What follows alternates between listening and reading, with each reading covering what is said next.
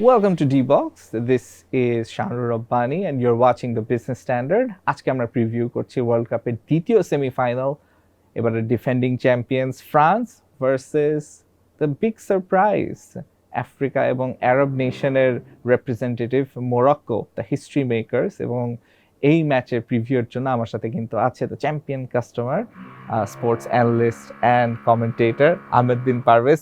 ABP, obviously আর্জেন্টিনার ম্যাচটার পর আমরা যদি এই ম্যাচটা নিয়ে একটু আসি, যে this is something of a fairy tale for Morocco. আর ফ্রান্সের জন্য bit of a different route, কারণ আমরা এবারের ওয়ার্ল্ড কাপে দেখছি যে একটা ডিফেন্ডিং চ্যাম্পিয়ন ভালো করছে, যেটা সাধারণত হয় না। And this World Cup started off with so many injuries for France.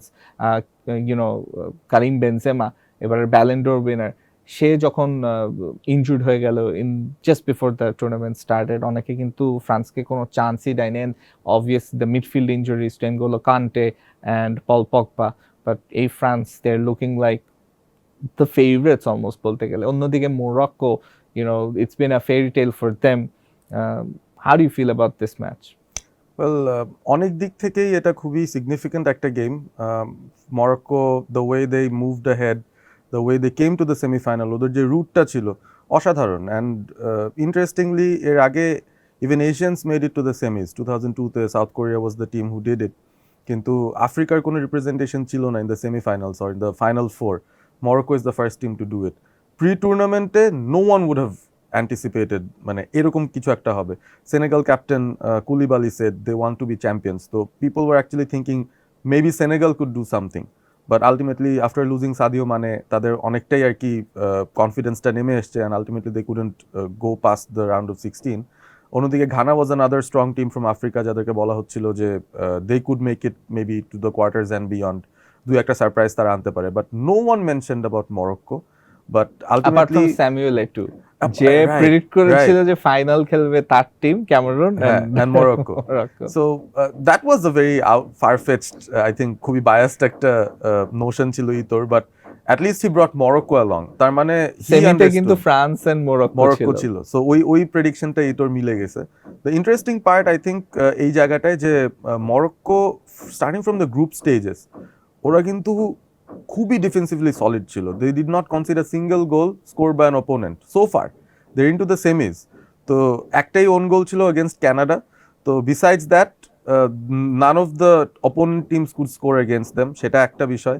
R second বিষয়টা হচ্ছে even in penalty shootouts no one could score. স্পেনের 3টাই পেনাল্টি, একটা মিস হলো and then the 2 was stopped by Bono. So ultimately Morocco is a team who are flying high in confidence, especially with the confidence যে আমাদেরকে এখনো we still did not concede any goal.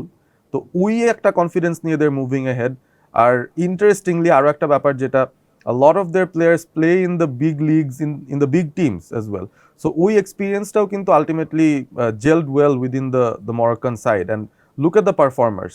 Ashraf Hakimi তো আছেই, he is the well known figure over there. Hakim জিয়েক, another well known figure, যাকে নিয়ে basically মরক্কানরা একটু বেশি করছে, he is their main man. এই ধরনের একটা ব্যাপার। বাট এননেসেরি, মানে coming in and chipping in just when it matters. Guy from Sevilla, Champions League দেখার সময় বা ইউরোপা লিগ দেখার সময় উই অলওয়েজ ফেল্ট যে he creates some sort of a problem whenever he is there. But for Morocco he is been their pride, he is been their man, যে হচ্ছে critical মোমেন্টে he gives them that. তো অনেকেই বলছিল যে quarter ফাইনালটায় people did not miss the CR7 leap because En Nesyri did that. That was a CR7-esque header that he scored in the quarterfinals. So ওটা খুব ইম্পর্টেন্ট মোমেন্টসে if you win those small battles. আর interestingly Japan মরক্কোর ম্যাচটা তো if you see, মরক্কোর possession ছিল around 30%। তার মানে কি, they were dominated most of the time and attacks against them was also, the numbers were huge, but they came out of the game. ওখান থেকে তারা বের হয়ে আসলো। Look at the Spain game as well. Spain তো they create records for passing, but ultimately they couldn't pierce through Morocco's defense. আরও একটা 0-0 draw, and then it goes to extra time, goes to penalties, and then there's Bono. Excellent goalkeeper. I think he's one of the top 3 in this tournament. If we talk about Livakovic from Croatia, Bono from Morocco, and then there's Emi Martinez for Argentina. Absolutely. These 3, and if Szczesny could have gone further, Szczesny was very, very, very good. In fact, Morocco এখন পর্যন্ত কোনো গোলই concede করে না। They did not. একটা on goal ছিল, and that was by their own. I think it was Aguerd or Amrabat, someone scored an own goal. So that's the only goal against them, but opponent কেউ গোল দিতে পারেনি. There's no opponent's name in the score sheet against Morocco in this tournament. So it was a surprise, but it's a pleasant surprise obviously. আর আরো একটা কনটেক্সটের জন্য এই ম্যাচটা important is because I think একটা মুসলিম রিপ্রেজেন্টেশনের একটা ব্যাপার মনে হয় ইম্পর্টেন্ট হয়ে যায় ইন দিস কনটেক্সট, কারণ Qatar did not do well themselves, Iran couldn't go far, Saudi Arabia gave a glimpse but then fizzed out. Ultimately they needed something to hold on to.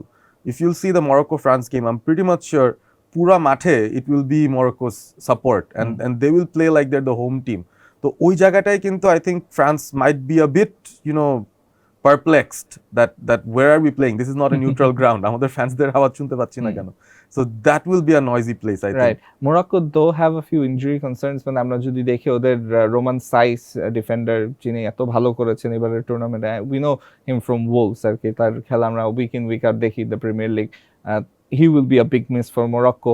ওদিক থেকে যদি ফ্রান্সের কথা বলি, obviously যা injury টুর্নামেন্টের শুরুতেই হয়ে গেছে, এখন কিন্তু একদম ফ্রন্ট লাইনটা বা মিডফিল্ডটা অনেকটাই settled. আউরেলিয়ান Chouameni also got a goal last match এবং you don't expect him to score. Yeah, the Rabiot scores. So Arian the midfield is Rabiot, scoring. হ্যাঁ exactly. And then Kylian Mbappe তো আছে, Ousmane Dembele left রাইটে, মানে absolute pace and devastation. আর ফ্রন্টে Olivier zero যে আসলে নিজের ক্যারিয়ারটাকে মানে এমন হাইটসে নিয়ে যাচ্ছে, nobody gave him a chance, right? Even তার টিমমেট বেনজেমাও তাকে ফিয়াট বা মনে হয় মানে গো কার্ট এরকম কিছু একটা বলেছিল, নিজেকে ফেরারি বলেছে. তো ওই দিক থেকে আসলে বোঝা যায় যে জিরু কতটা ইম্পর্টেন্ট এই ফ্রেঞ্চ টিমের জন্য. How do you see Morocco dealing with this French attack? খুবই টাফ হবে, খুবই টাফ হবে. অ্যান্ড ইম্পর্টেন্টলি মানে if you look at the other teams, মরক্কোর অন্যান্য অপোনেন্ট যাদেরকে তারা ফেস করে আসলো, Belgium was a very blunt side against them. Group স্টেজের ম্যাচটায় যেটা মরক্কো খুব কমফোর্টেবলি 2-0 জিতলো, they did not face any kind of resistance from their midfield or from their forward lines. ওরকম পেস, ওরকম ডেভাস্টেশন তারা ফেস করে নাই. I would say against Spain there was a bit of a challenge, but goal scorers অতটাও ছিল না. So ultimately এই যে একটা সেটআপ ফ্রান্সের, starting from Mbappe and Dembele, who can score, who can assist, who can run through the sidelines and create opportunities. Olivier Giroud, who's excellent on the head, who's excellent in coming back and helping the build-up play. Most importantly, Antoine Griezmann, the form that he is in, মানে টিমের সবচেয়ে important player আমার কাছে মনে হয় ওখানে. মানে he's orchestrating everything literally. World Cup আসলেই তার কিছু একটা হয়. In fact I would say player of the টুর্নামেন্টের কাতারে গ্রিজম্যান থাকবে along with Bruno Fernandes. Absolutely. তো ব্রুনো আসলে যে কোয়ার্টার্সে হি ইজ আউট, সো মানে ওই কন্টেনশন থেকে সে একটু নিচে নেমে গেলেও it picks up stocks for Griezmann even more. So right now he is the out and out, I think, favorite to win the golden ball if that's some consideration. France যদি final পর্যন্ত যেতে পারে, even if they're not champions. So he hasn't scored, but he has assisted quite a few. Chouameni has goals, Rabiot has goals, Mbappe has a lot of goals, Olivier Giroud has goals. They have goals from each and every corner of the field, starting from midfield to attack. ওই জায়গাটায় আমার মনে হয় it will be hard to contend, কারণ বিভিন্নভাবে France can disturb you. Chouameni's shot from so far out, মানে খুব deep defend করলেও you'll have to face those and you'll have to content with those. এখন সেখানে একটা problem. And then we're talking about 3 out of 4 Moroccan defenders যারা হচ্ছে ইঞ্জুরির কারণে বা সাসপেনশনের কারণে they are not available, starting from Romain Saiss. So ওদের ব্যাক ফোরের 3 জনই নাই. There's just going to be Ashraf Hakimi. Even Mazraoui is not fit. So ওই জায়গাটায় দুইটা নতুন centre back and the left full back, এই জায়গাগুলোয় if they have new players, I'm not sure মানে কতটুকু জেলিন করতে পারবে on time. Bono will have to have an excellent game আমার মনে হয়. He will have a lot of saves to make. At some point I'm feeling a bit sorry, but he has to do it. কারণ মরক্কোর এই সাকসেসের পিছনে I think he had the biggest hand. If we talk about how well they defended, Bono was excellent, especially Brazil's সাথে. He was so good. কয়েকটা one-on-one situation, the way he fend those things off, R penalty shootout তো গিয়ে we saw his heroic. So ultimately মরক্কোকে অনেকটাই depend করতে হবে ওদের defensive structure and their energy levels. They'll have to keep on running. যে কোনো একটা counter opportunity পেলেই they'll have to go and strike. আমরাবাতের ব্যাপারটা নিয়ে we can maybe talk a bit, because তার যে বল ক্যারিং অ্যাবিলিটিটা ছিল, specially on counter attacks, it was very good. অনেক সময় টাইট স্পেসেস থেকেও he got the ball out and put it to his outlets. Hakim Ziyech is there, ball delivery খুবই ভালো কিছু delivery he provided in to the box. So ওই জায়গাটাতে আমার মনে হয় মরক্কো হ্যাজ সাম থ্রেটস যেটার জন্য ফ্রান্সকে একটু ওয়েরি থাকতে হবে। And initially even you mention যে ফ্রান্সের ডিফেন্সটা কিন্তু অতটা সলিড না, it's a leaking defence, they can concede, it could be a high scoring game actually. হ্যাঁ রাইট, বাট দেন মোরাক্কোর যে ব্যাপারটা যে তারা হাই স্কোরিং ম্যাচ কিন্তু খেলে না, so they will look to exploit that one opportunity that they can gate.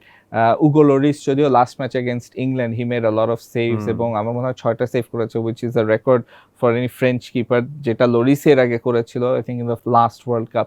And আমরা যদি ব্যাক ফোরটা দেখি, Raphael Varane is not getting any younger, and last ম্যাচে তারা অবভিয়াসলি সালিবাকে খেলাচ্ছে না, কোনাটাকে খেলাচ্ছে না, Upamecano had a nightmare I think against Bukayo Saka. So ওই যে ওদের যে লেফট সাইডটা ছিল ওইটা কিন্তু আর্নান্ডেজ আর ওপামেকানো তারা মিলে they were struggling a lot, and সেখানে আমার মনে হয় যদি ওই লাইন আপটাই থাকে, ফ্রান্সের যেহেতু অপশনস আছে they can change it if they want, but ওই লাইন আপটা থাকলে তখন কিন্তু সমস্যা হবে। অবভিয়াসলি লেফট ব্যাকের অপশন নেই যেহেতু হার্নান্ডেজের ভাই ইনজুর্ড হয়ে গেছে, even considered stopping his career. আবার রাইট ব্যাক পজিশনটাতেও আমার মনে হয় যে ফ্রান্সের একটু দেখা যাচ্ছে যে they playing Jules Kounde who can do a job at right back, but he is a centre back by trade, so অনেকটা বেন হোয়াইটের মতন একটা কেস হয়ে গেছে, বা even John Stones for Man City এই সিজনে। So, some coaches are doing that, getting success by doing that. I don't think এতটা ডিফেন্সিভ তারা হওয়ার চেষ্টা করবে against Morocco, but you never know, মোরক্কোর মেইন থ্রেটটা আসছে from the right side, so ওরা লেফট সাইডটা নিয়ে কিন্তু একটু কনসার্ন থাকবে। Maybe we might see some changes there, maybe Konate might be brought back, who knows. Either Konate or Saliba. I think height could be a factor কারণ তারা দেখেছে যে Morocco scores a lot of goals from set pieces as well, so Enesiri's threat will be a valid threat. ওই threat negate করতে হলে I don't think Upamecano is not the tallest. Konate or Saliba could do. Maybe aerial threat content করার জন্য maybe they could be better options. R left flank থেকেও যে ইস্যুটা আসতেছে for France, Theo is very much an attacking fullback. He always wants to bombard forward, go and help Mbappe, putting in those overlapping runs. So ওই জায়গাটায় definitely I think Morocco has an opportunity to explore. Right. আমরা একদম লাস্টের দিকে চলে এসেছি, prediction time. if we talk about France and if we talk about Morocco, on paper অনেক লপসাইডেড মনে হচ্ছে মোরক্কো যে এত দূর আসতে পেরেছে, এটাই it feels like যে this is a bit of a fairy tale. Can they anyhow continue it, নাকি ফ্রান্সের কোনো চান্স নেই ম্যাচ হারার? চান্সেস আসলে মরক্কোর খুব একটা বেশি নাই, to be honest. It's very difficult.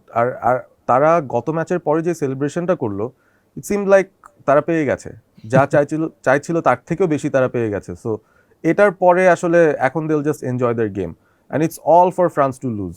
And I don't think তারা এখনো তাদের ফিফথ গিয়ারে বা টপ গিয়ারে পৌঁছে গেছে। So the best is yet to come, that is the scary part for Morocco. আমার মনে হয় যে ফ্রান্স ইন দেয়ার 100% আমরা কিন্তু ওয়ার্ল্ড কাপে এখনো দেখি নাই। So in their 70% they are already in the semis. আর the favourites for the World Cup definitely I think এই যে 4টা দল এখন আছে, among all these teams, I think if France can make it to the final, they can also maybe win it, and they could be the back-to-back champions after all. But I think 50 odd years, 50 বছর আগে মনে হয় এরকম। Last was Brazil, yeah.